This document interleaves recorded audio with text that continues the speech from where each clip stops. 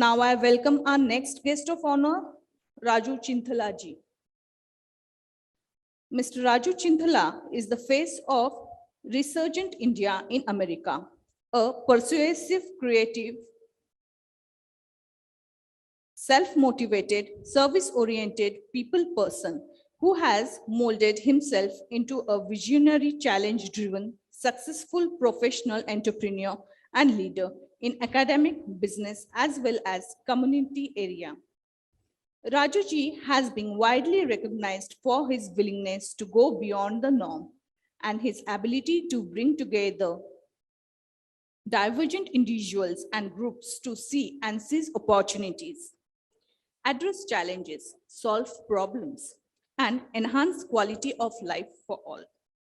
Rajuji serves as Senior Advisor for India with the Indiana Economic Development Corporation and is the President and founder of the Indiana India Business Council. I welcome you, sir, and open the stage for your speech.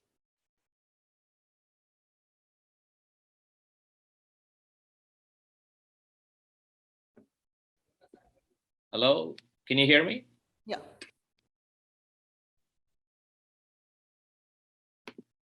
Good afternoon, good morning, good evening, wherever you are. Namaste. Thanks for that kind introduction. First of all, I would like to express my sincere thanks to Dr. Suraj Gawande for inviting me to speak at the second virtual global conference hosted by Jaihind People's Movement. It is my honor and pleasure to be here and along with other distinguished speakers. I am very impressed with the last several speakers, including the previous session, how education has molded them into the great speakers. I would like to emphasize how the education used to be before we got into this modern education. India has always been famous for gaining education since the Vedic period. In ancient times, India had the Gurukula system education, which anyone who wished to study went to teacher's house, which is a guru's house, request to be taught. If accepted as a student, the guru allows the student to stay at his place and help in all activities at home that makes him to learn more than just education, alphabets, or books, or language, or social studies, or maths. The guru teaches the student everything that he wants to learn, from languages to scriptures, from mathematics to metaphysics. The student stayed as long as he wished until the guru felt that he had taught everything he could teach. All of the learning was closely linked to nature and to life, and to not just confined to memorize some information. Education at any time is the oxygen for development, and therefore it is of great importance for India to promote and propagate quality education at primary, secondary, and tertiary level. The three pillars of Gandhi's pedagogy were its focus on the lifelong character of education, its social character, and its form as a holistic process. For Gandhiji, education is the moral development of the person, the process that is definition of lifelong. I'm also going to talk about just regular education, but also special education for special need children, because my background is as a speech language pathologist. I worked in the special education with the children that require special education and special therapies. Strengthening entrepreneurship, education is the way to achieving self-sufficiency. Economic development, job creation, and growth. The entrepreneurship is about attitude, about passion. India has been a land of entrepreneurs. Given the various challenges life throws up to the various classes, rich and poor. Creativity too is not bound by lack of facilities or opportunity. An entrepreneur sees opportunity where people see problems. The entrepreneur sets out to address the problem in a small way. So the importance of education, especially higher education, has been constantly growing, and knowledge-based industries are now occupying the center stage in development. Over the past 50 years, there has been significant growth in the number of new universities, institutions of higher learning in specialized areas wherever there is opportunities to educate, like especially in the computers, information system. Right now, in many of the programs like artificial intelligence, mechatronics, engineering, or any other engineering courses that is suitable for nowadays for the higher jobs. India is a rapidly changing country in which inclusive, high quality education of utmost importance for its future prosperity. The country is currently in a youth bulge phase. It has the largest youth population in the world. That means a veritably army of 600 million young people under the age of 25. Fully 28% of the population is less than 14 years of age. That means we could provide a lot of human resources, working force for all over the world.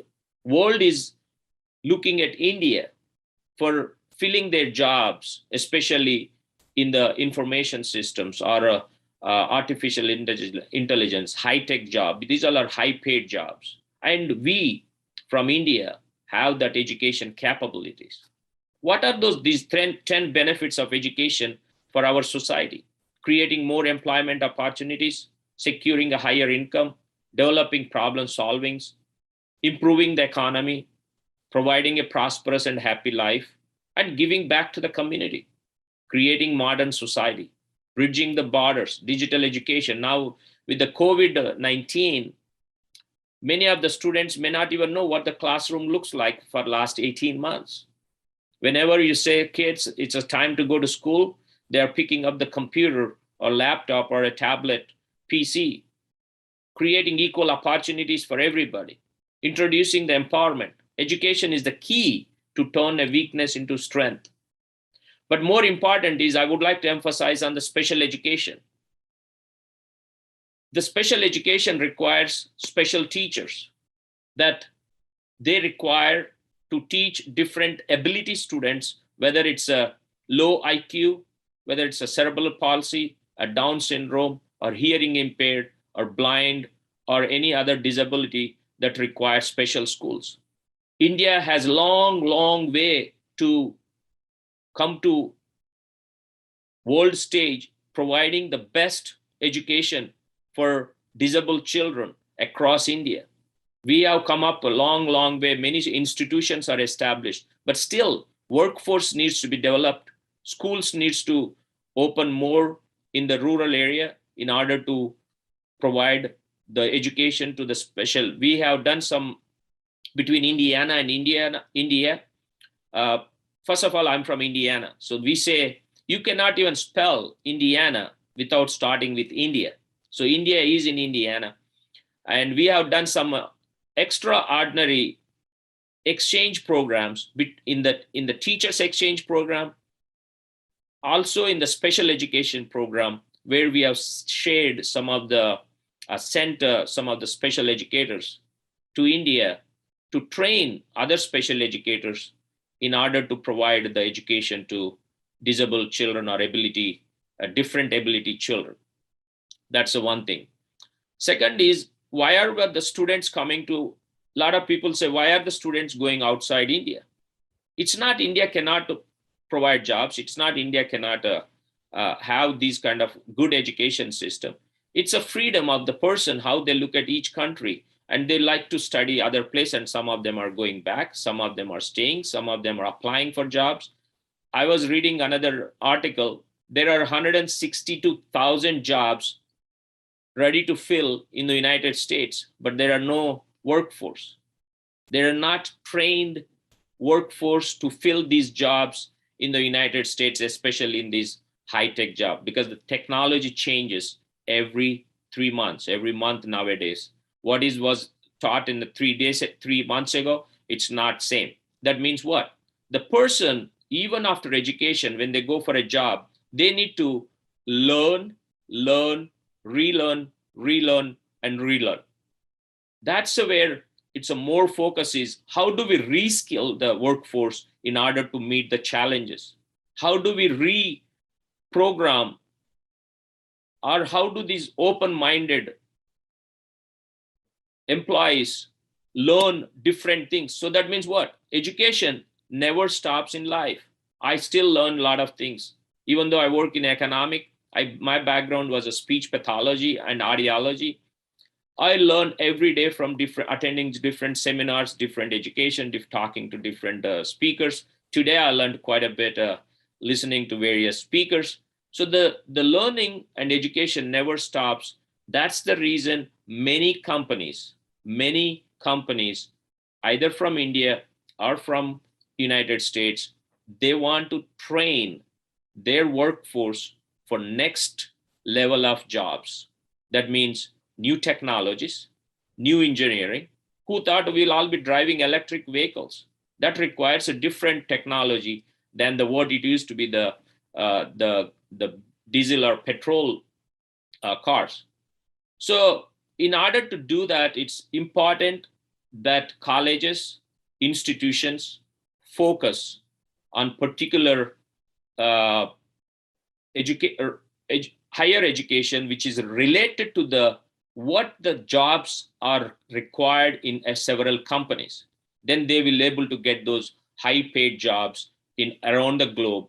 And that's my thought. That's what I do for between Indiana and India, how we collaborate between universities, companies, and matching the talent and providing that education. The companies are able to talk to the universities and say, what are the jobs that requires to fill in the next 2 to 3 years, so that the universities can produce and manufacture and create that talent. I'll stop this, and thanks for your opportunity. It's wonderful talking to you, and Jaihind. Thank you so much, sir. It was indeed a pleasure to hear your views and experience. Thank you so much. सरांनी फार महत्त्वाचे मुद्दे मांडलेले आहेत. गुरु शिष्य परंपरा ही फार पूर्वापार भारतात आपण बघत आलेलो आहोत. आणि वाखाणण्याची गोष्ट अशी की ती निसर्गाच्या सानिध्यात असायची पूर्वी. ग्रामीण भागात जास्तीत जास्त शाळा, नवीन शाळा ह्या कार्यरत झाल्या पाहिजे अशी त्यांची इच्छा आहे. आणि शिक्षकांना वेगवेगळ्या प्रकारची ट्रेनिंग योग्य वेळोवेळी ही दिली गेली पाहिजे. सरांचं म्हणणं आहे की भारतीयांना, मग ते व्यावसायिक असो किंवा शैक्षणिक असो, समस्यांवर मात करण्याची एक वेगळी कला ही अवगत आहे. आणि शिक्षणाला वयाची मर्यादा नसते. Thank you so much sir.